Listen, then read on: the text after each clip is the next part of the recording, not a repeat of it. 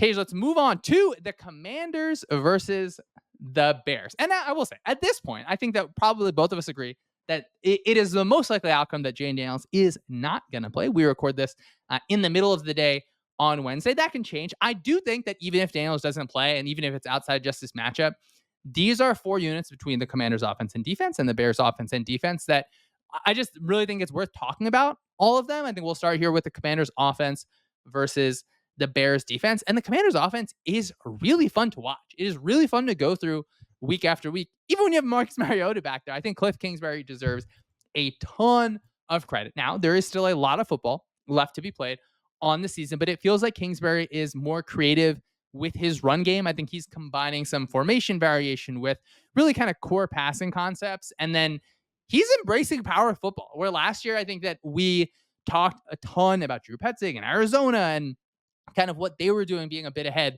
of other teams with how they're getting downhill. Now in Washington, like, you have Brian Robinson, who is breaking tackles, getting downhill, and challenging defenders at the point of attack. And of course, you have Jaden Daniels, who has been so impressive this year.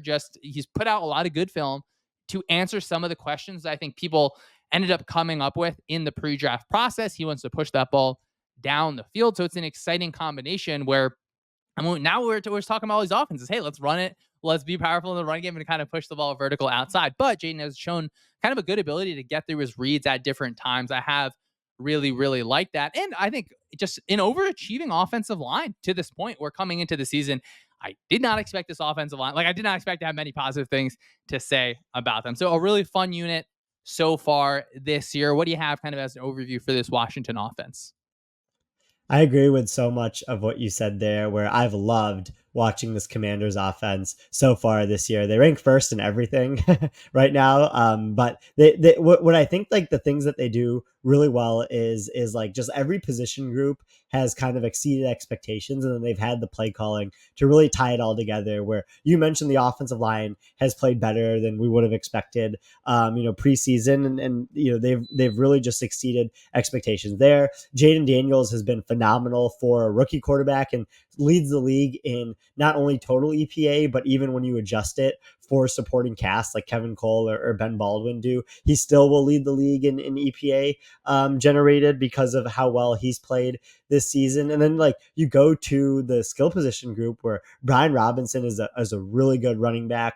Austin Eckler has looked a little bit better in the past game. Terry McLaurin obviously looks great after not really having much of a connection with Sam Howell last year. Players like Noah Brown and Zach Ertz have stepped. Luke McCaffrey have stepped up when needed too. So just like overall, like, this offense has done well. And like from a play calling perspective, Cliff Kingsbury's Thailand trip was like one of the best things he could have done for himself, because he came back. He's been rejuvenated as a play caller, very personnel diverse. They use a lot of 12 and 13 personnel, just like getting multiple tight ends out onto the field. And they'll also use like play action and RPO on around 30% of plays, which helps them a lot. 25% of those plays of their passes are play action, and then they'll use a decent amount of RPOs as well. So just like all of that tied together has made for this offense that ranks first in EPA per play. I mean, got to give love to Cliff's time at USC. Like, you get the senior analyst role. Like, you see Robert Salah kind of walking around Packers practice. You know how much I want to root for the Packers defense? Like, that is exciting. I like you mentioned Washington's offense just first in everything. No, is that going to continue all year? I have to assume not. I'm not just like, oh, like, this team's going to regress, but it's just like so hard to kind of maintain that level. I think particularly with kind of how this team is generating explosive plays, but a lot of fun there for, again, where we talk about overachieving. I like you mentioned kind of overachieving at every single position. Maybe that's on us for having a little bit too low and being bad on projection, just kind of having expectations low. But I don't think anyone really kind of saw this coming, except for the biggest Jane Daniels fans, of course, that I was able to talk to at the draft. I mean, he was. It's really, really fun to watch him play football. Like, it really, really is. Obviously, I think they should prioritize his long-term health, all those things. I just hope he gets healthy. And this game bumped out our previous game. Commanders bumps out Bengals Eagles from that primetime slot, and we don't get the rookie quarterback matchup. That's fine. Still a lot of fun units, like the Bears defense, where they are a strong unit. They want to play a ton of nickel. They want to play with 4-man rushes. They want to be kind of multiple in their zone coverage between, cover 3, cover 4, cover 6, and they'll have those kind of palm snaps, right? It could be cover two, it could become cover four, kind of based on what the offense does. And I do think against the Jaguars, they did a really nice job kind of sending Kyler Gordon from that nickel spot. You send a linebacker through the B gap a little bit. So you're varying and kind of building layers on what you have. I do think on the back end, you have Kyler Gordon dealing with an injury. You have Jaquan Brisker, who I think is still in the concussion protocol, but still overall a defense that, I mean, I just really like to watch.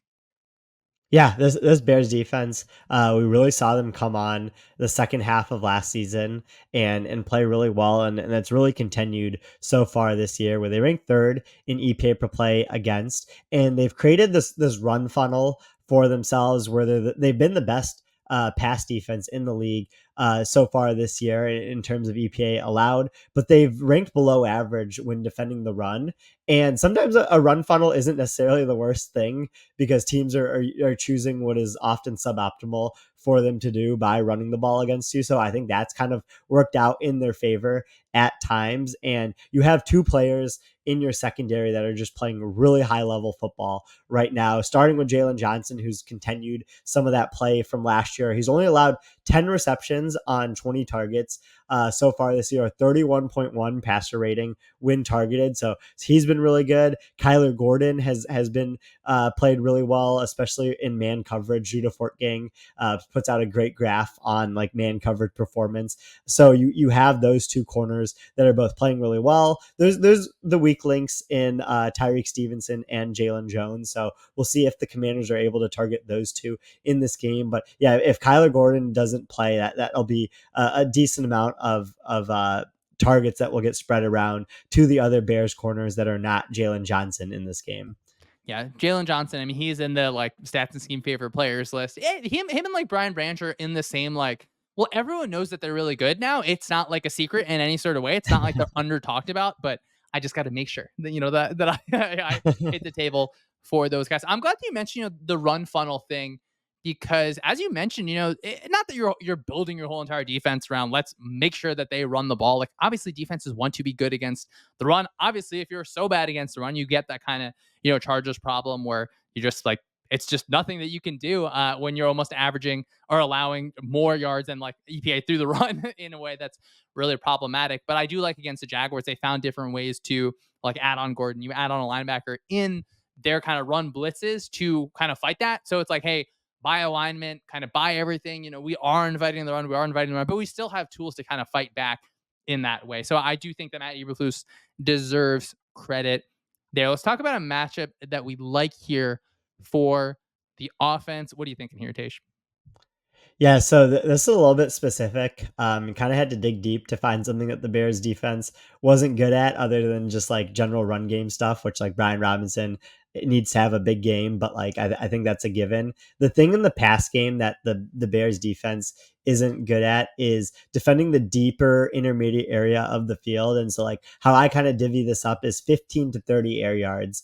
And like when watching the Commanders offense this year, like that's what's really jumped out to me is like when they throw past the sticks, especially on first and second down and kind of this area of the field, they've done really well. And the data backs that up. They've ranked second in EPA per pass on those 15 to 30 air yard throws. Daniels has excelled at passing out of the area. If he doesn't play in this game, you're hoping that Mariota can do the same thing. And the Bears rank 23rd in EPA per pass allowed to that area of the field. And so if the Commanders are just looking for those intermediate shots where you don't have to throw a full deep ball, you can still run a lot of your route tree to that area.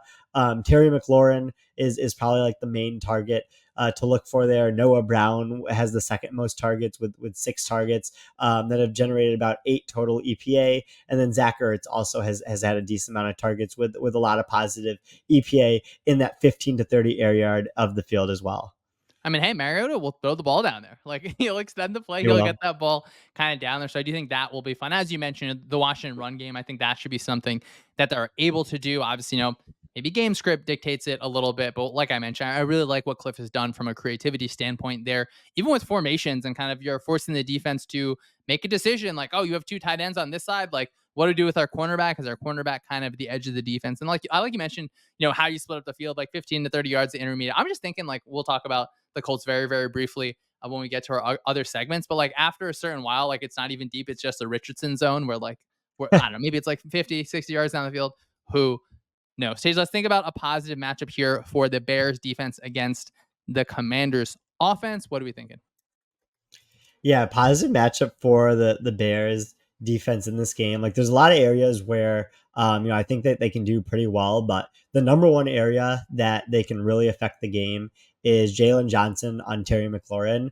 And like you have to remember, like this Commanders offense like did not come into the season thinking that they were going to be that good. They traded John Dotson right before the season, which is not a significant loss, but just kind of like a tell of like what they thought about themselves. But like if Jalen Johnson is able to take away Terry McLaurin, who's like the true number one pass catching option on this team, especially if Mariota is playing and like needing someone to be the go-to option, that could be huge for the Bears defense.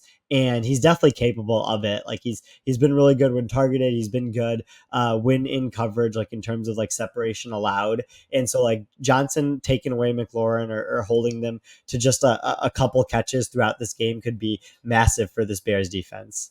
Jalen Johnson, good at football. Absolutely good at football. I think that he encourages you to move McLaurin around, where if they want to keep him, one side, if they're just going to play a ton of that zone coverage, like, oh, let's move McLaurin around. Maybe let's use a little bit of motion. Let's get him kind of moving and grooving a little bit. I think that could be fun to see. That maybe, Cliff leans into that just a touch. I don't know if you have a kind of a fun matchup here for the offense.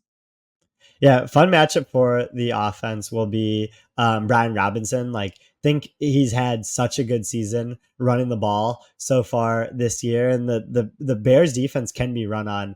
Gervon Dexter has played really well in terms of like his pass rush ability, but they haven't had like the running or run defense reinforcements that you would have wanted, or like the players that they needed to step up for the Bears. So like Brian Robinson, the he's been really good on a lot of these graphs this year because like there's two B. Robinsons. And so like you've had to like kind of squint to see like which one is in the top right.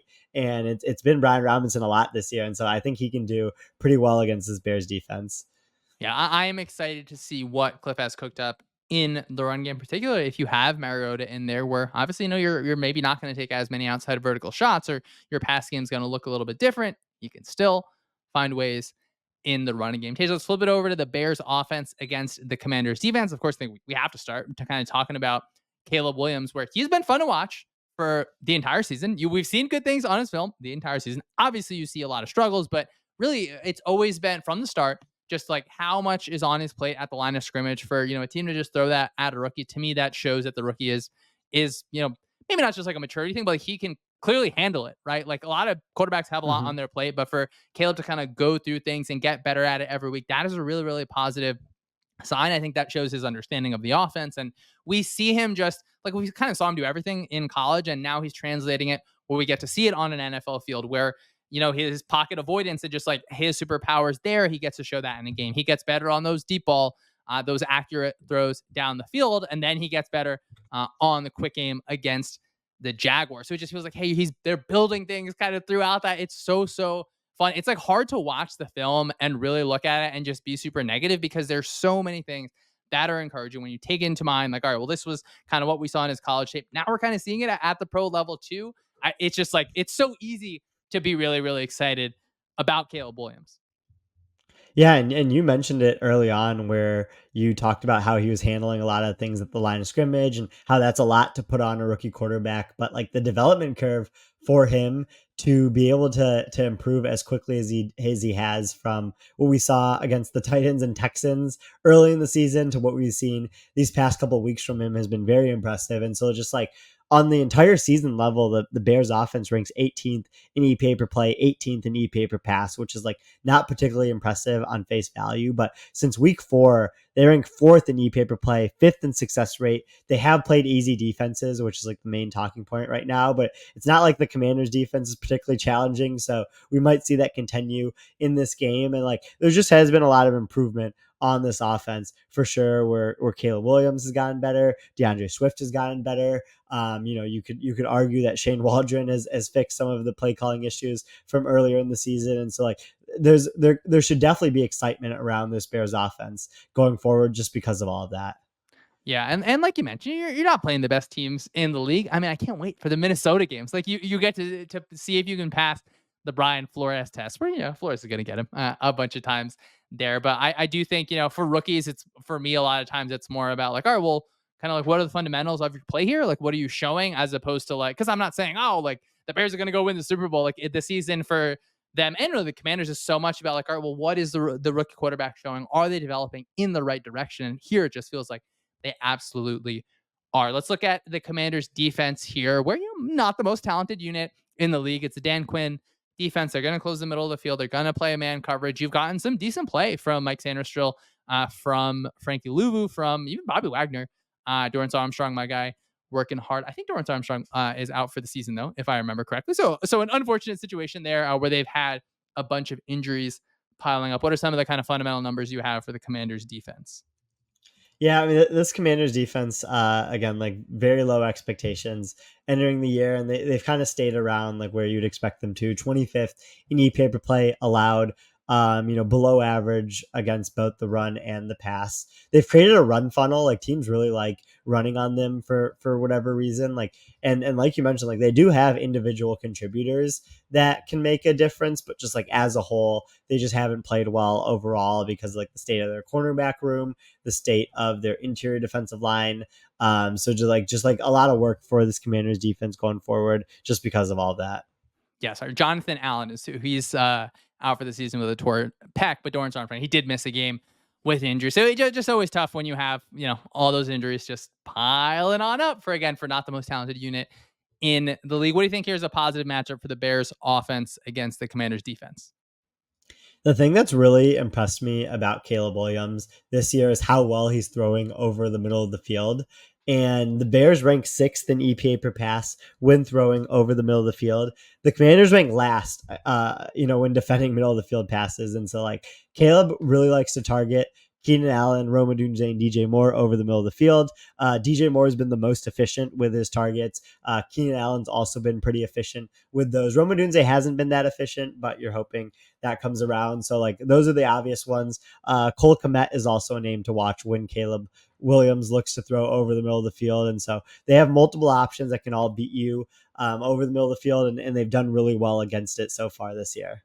I mean, look at that. We got a Chicago quarterback throwing in breakers. That's what I'm talking about. I do think that, like, we always talk about, like, are you attacking the middle of the field? Are you scheming it open? Are you finding different ways to do it? Is your quarterback willing to do it? It's such just a valuable area of the field. So when you have a quarterback that is able to do it, that is willing to do it, that is doing it kind of consistently, where you see him just hitting in breakers over and over again, and really in tight windows at different points, it's just, it just warms our little hearts. Tage, what do you think here is a good matchup for the Commanders defense against the Bears offense? Yeah, I think a good matchup for the Commanders defense in this game is Deron Payne versus Coleman Shelton, where you have Payne, who leads the team in pressures. He's been pretty good so far this year. And then the Bears can be gotten in pass blocking for sure. Like that was the main complaint about their offense earlier in the year. It's gotten a little bit better, but like he's someone who can get pressure on the quarterback. So I'm excited to watch that matchup in this game for sure. And let's finish off here with just kind of a fun matchup that you want to look at for the Bears offense versus the Commanders defense. I think that DJ Moore might have just like a huge game in this game, where like the Commanders' corners are just not good. They haven't played that well, and Moore now that Caleb Williams has really come onto the scene here, like when he's lined up against like someone like St. Just or whatever, like I'm just going to be looking for explosives then this entire game. I love it. It is really fun watching Caleb Williams play football. It's fun watching really like every rookie. Where we talked about Quinyon Mitchell early. Like you just seeing them kind of develop, seeing things click in real time is really fun. Where again, all these rookies have a lot of work to do, but just like when you see some of those things that are positive, it's easy to get excited about it. Of course, they're kind of coming off that bye week against the defense they should be able to take care of. So I am looking forward to this matchup.